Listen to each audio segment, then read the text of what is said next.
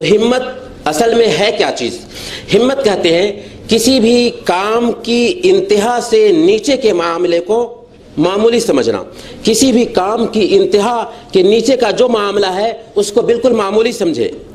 چونکہ ہم اونچائی پر چڑھنا چاہتے ہیں تو اونچائی سے نیچے کا جو بھی معاملہ ہو اگر ہم اس کو معمولی سمجھیں گے تو آسانی کے ساتھ میں ہم اونچائی تک پہنچ سکتے ہیں، لیکن اگر ہم اونچائی کے نیچے کے معاملے کو مشکل سمجھیں گے تو پھر اونچائی پہ چڑھنا، بلندی پہ پہنچنا بہت مشکل ہوگا۔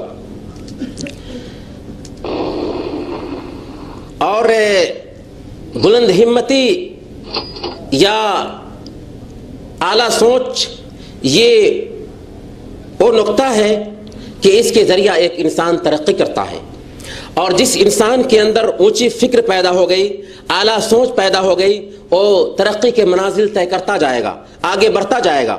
اسی لیے ابن قتیبہ رحمۃ اللہ علیہ نے اپنی کتاب عیون الاخبار میں لکھا ہے کہ بلند ہمت کو اگر پست کیا جاتا ہے تو مزید اس کے اندر بلندی پیدا ہوتی ہے، جیسے آگ کا شعلہ، کہ اگر آگ کے شعلے کے اندر آپ پھونک ماریں تو پھونک مارنے کی وجہ سے مزید اس کے اندر اشتعال پیدا ہوتا ہے، ویسے ہی جو بلند ہمت ہوتا ہے اس کی بلند ہمتی اگر اس کو پست کرنے کی کوشش کی جاتی تو مزید اس کے اندر اشتعال پیدا ہوتا ہے، مزید وہ آگے بڑھتا ہے۔ بلند ہمت کو اگر پست کرنے کی کوشش کرے تو پست نہیں ہوتا بلکہ وہ آگے سے آگے جائے گا۔ یہ ہے بلند ہمتی کا راز۔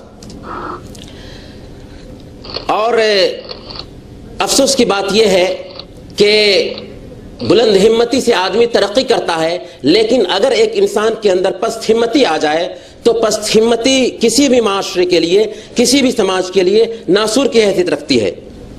اور جس قوم کے لوگ بلند ہمت ہوں، اونچے خیال کے ہوں، اعلیٰ سوچ رکھتے ہوں، وہی قوم ترقی کرتی ہے، اور اسی قوم نے دنیا کے اندر ریکارڈ قائم کیا ہے اور اپنے آپ کو منوایا ہے۔ لیکن جس قوم کے اندر پست ہمت لوگ ہوں، جس قوم کے افراد کے اندر پست ہمتی آ جائے، وہ قوم کبھی ترقی نہیں کر سکتی۔ اور افسوس کی بات یہ ہے کہ آج ہمارے مسلم نوجوان پست ہمت ہوتے جا رہے ہیں، ان کے اکثر اوقات تفریح گاہوں، میلے ٹھیلوں، بازاروں اور ایسی جگہوں پہ گزر رہے ہیں جو لہو و لعب کی جگہیں ہیں، جہاں پہ یوں ہی اپنے اوقات کو بیکار ضائع کرتے ہوتے ہیں۔ یہاں تک کہ ہماری مائیں اور بہنیں بھی اپنے اوقات کو اپنے گھروں میں بے فائدہ برباد کیا کرتی ہیں۔ وقت ایک انسان کی زندگی میں بہت ہی قیمتی چیز ہے، اس لیے وقت سے فائدہ اٹھائیں گے تو ہم اپنے آپ کو آگے سے آگے لے کر جا سکتے ہیں، لیکن جب ایک انسان وقت سے کھلواڑ کرتا ہے تو اس کے اندر پست ہمتی آتی ہے، اور جب ایک انسان پست ہمت ہوتا ہے تو سب سے اہم نقطہ یہ ہے کہ وہ کام سے کتراتا ہے، اس کے اندر شخصی مسالے کی بھی پرواہ نہیں ہوتی۔ اسی طرح سے جب ایک انسان پست ہمت ہوتا ہے تو بہتر پر قدرت رکھنے کے باوجود، اچھا سے اچھا نتیجہ پیش کرنے پہ قدرت رکھنے کے باوجود وہ کم پہ راضی رہتا ہے۔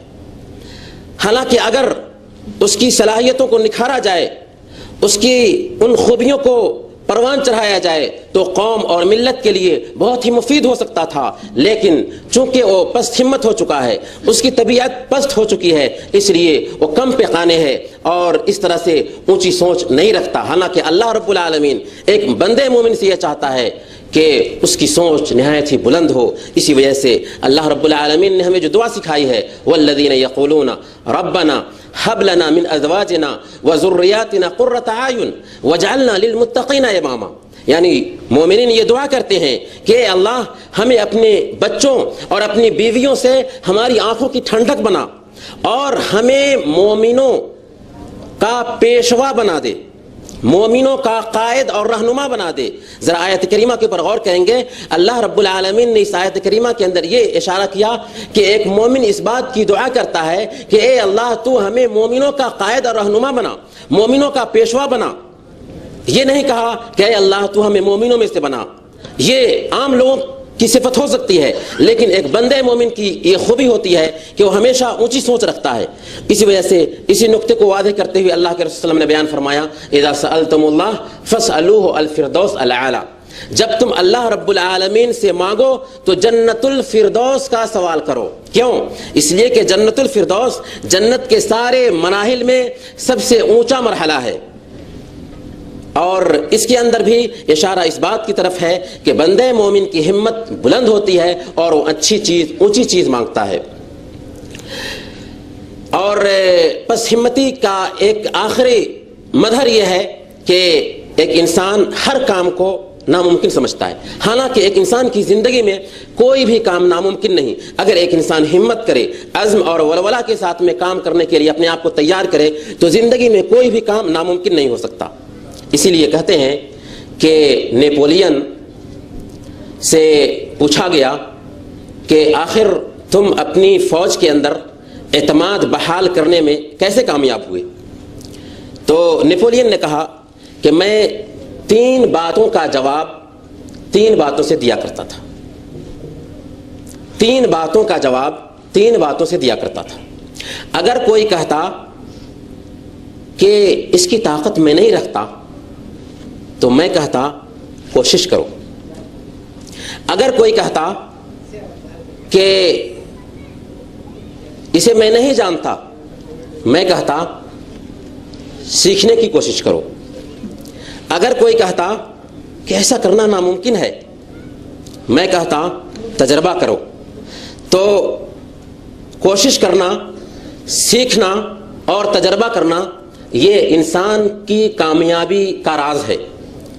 اگر نہیں جانتے ہیں تو سیکھیں، اگر قدرت نہیں ہے تو کوشش کریں، اور اگر ناممکن سمجھ رہے ہیں تو تجربہ کر کے دیکھیں. اگر یہ 3 چیزیں ایک انسان کے اندر آ گئیں تو پس ہمت انسان بھی اونچی سی اونچی سوچ رکھ سکتا ہے اور کامیابی کے منازل کو طے کر سکتا ہے. اور یہاں پر ہم ایک اہم نقطے کی طرف اشارہ کرنا چاہیں گے کہ آخر بلند ہمتی کا معیار کیا ہے؟ کس کو ہم بلند ہمت کہیں گے؟ کون بلند ہمت ہو سکتا ہے؟ تو یہ نقطہ نوٹ کرنے کا ہے کہ بلند ہمت وہی ہو سکتا ہے جو جنت کا رسیا ہو، جس کی فکر جنت کے لیے پروان چڑھ رہی ہو، جو دنیا میں ہو اور دنیا کما رہا ہو لیکن اس کا مطمع نظر جنت کا حصول ہو. دنیا کے اندر رہ کر ہی، دنیا کما کر ہی اگر ایک انسان جنت کا رسیا ہے، جنت کا جویا ہے، جنت کا متلاشی ہے، تو حقیقت میں وہ انسان بلند ہمت ہے. لیکن جو شخص دنیا کمانے میں لگا ہوا ہے، دنیا ہی اس کی سوچ ہے، دنیا ہی سب کچھ، دنیا کو سمجھ رکھا ہے، تو حقیقت میں وہ بلند ہمت نہیں.